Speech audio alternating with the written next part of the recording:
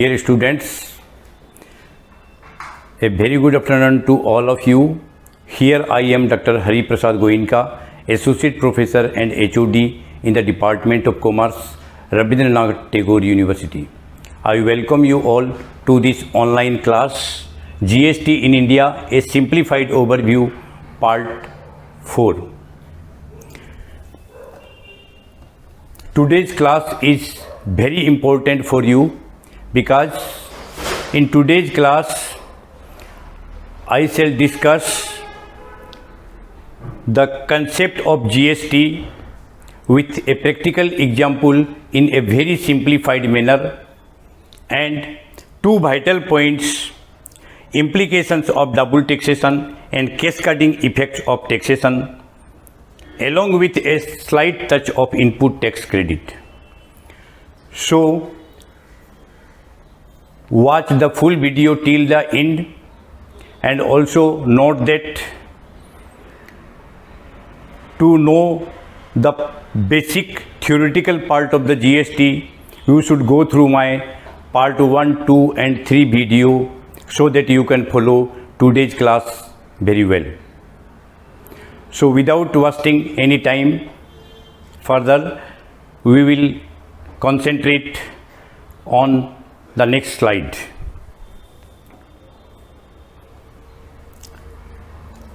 You see, here I have taken one example from the automobile sector where I have shown here the products and services brought from the outside company. Let us take one example. Say that Tata manufacturing company, before manufacturing a car, do you think that the whole parts of the car or the body is solely prepared by the Tata company? No. Many parts of the vehicle are either outsourced from another company or it may be imported. So let us see here that say Tata Harrier, a car of the Tata product. You see here the selling price of the car before tax is 10 lakhs.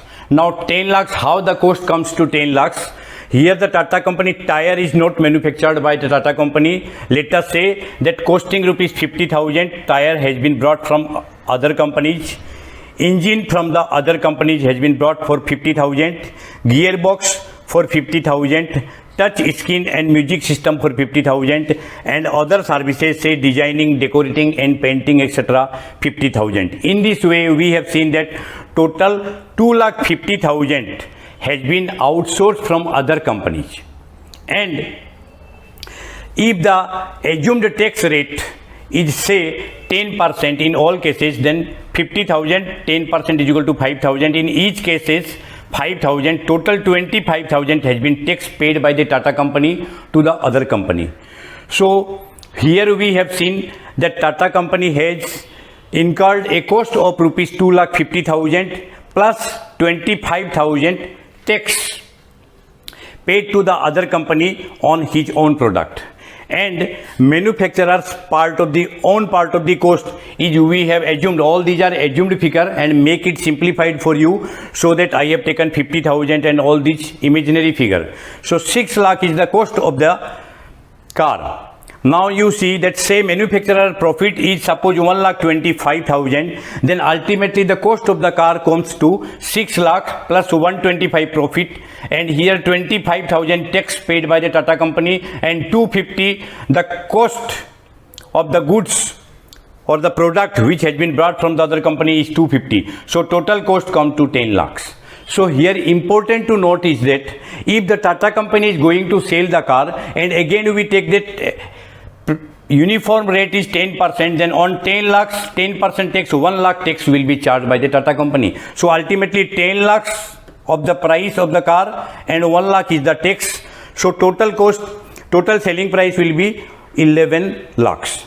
Now here important to note that you see that this 10 lakhs includes rupees 25,000 tax already paid by the Tata company. Now you see what is double taxation. Here you see that on the product of 2,50,000 of the car, 25,000 tax has already been paid.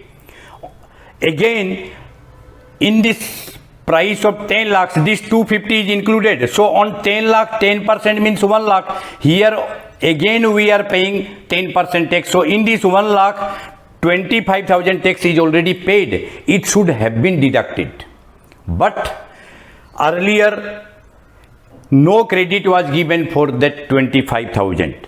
That's why here is a net loss of taxation 25,000, which is doubly paid. It is called double taxation. Again you see here we have come through the term cascading effect. Now you see cascading effect is another term. Here you see this 10 lakhs of cost includes rupees 25,000 of tax, and on this 10 lakhs, when 1 lakh tax is charged, you see that 25,000 is already tax, and again on 25,000 10% means 2,500 tax has been charged again. So tax on tax, that is on 25,000 10% tax to 2,500 has been again charged.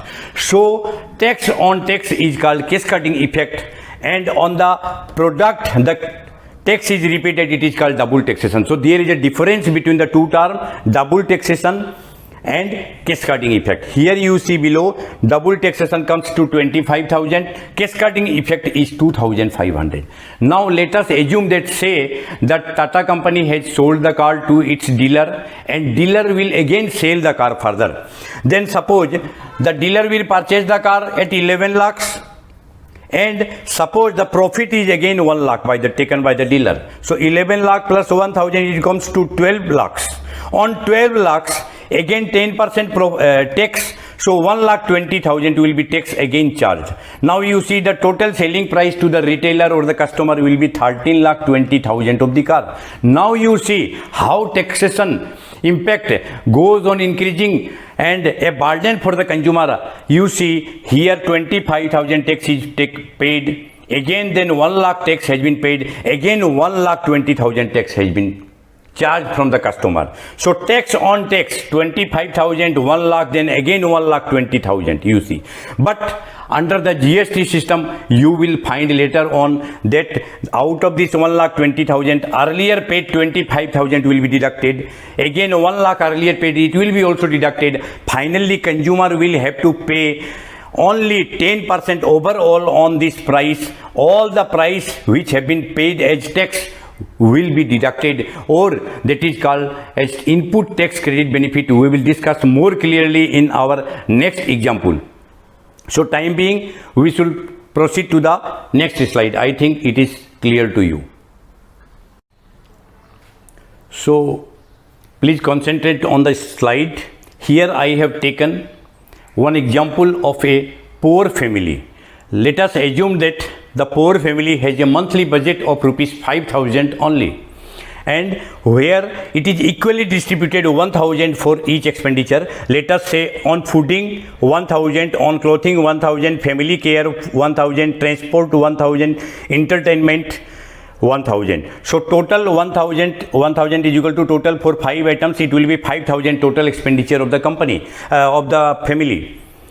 So I have taken the assumed rate as per earlier. It is approximate rate, say 12% on fooding, on clothing 15%, family care 22%, on 18%, transport and entertainment 28% on 1,000 each. So it comes to 120, 150, 220, 180, 280, comes to total 950. So 950 on 5,000, the tax paid is 950. So it comes to approximately 19% tax paid by the poor family.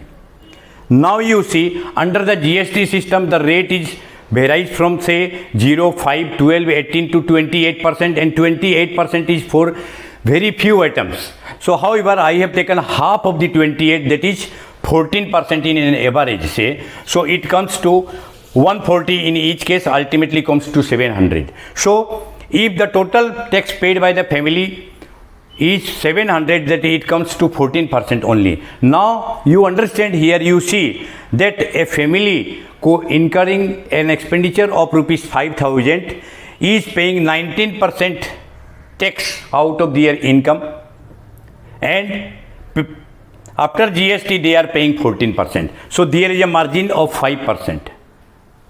But another important point to note here, that you see the note with assumed rate is shown without double taxation and cascading effect. In the earlier slide I have shown you the cascading effect and double taxation. Now you see I have not taken here any double taxation or cascading effect, because if double taxation or cascading effect will be taken, then you will find that it will be almost double, or it may be more than that, because earlier prior to GST there was central excise duty, then central sell tax or VAT, plus service tax, entry tax, luxury tax. A number of taxes were incurred on a particular product, 2 or 3 times tax. Suppose a commodity which has been brought from outside, so at the time of manufacturing there will be central excise duty will be paid. Again, when the goods will be transported to the another state, then CST will be charged, or if within the same state, then VAT will be charged. So it will be ultimately not 12%, 15, 20, it may be more than the set 10%, 2 times will be charged, then it will come to 20%.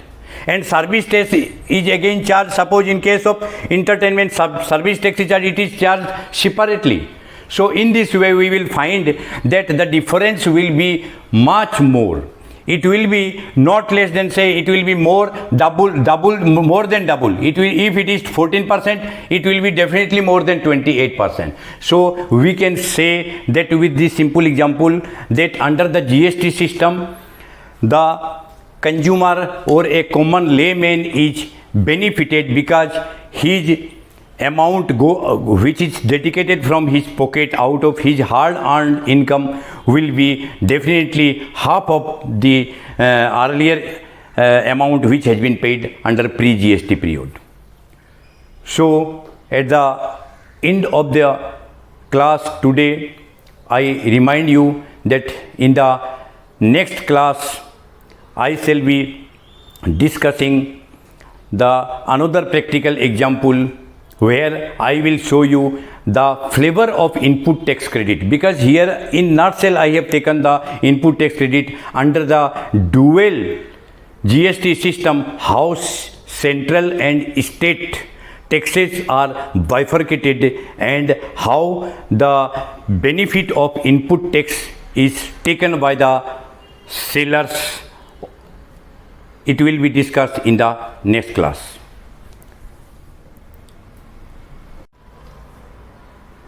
So till then, take care. Bye bye. Thank you.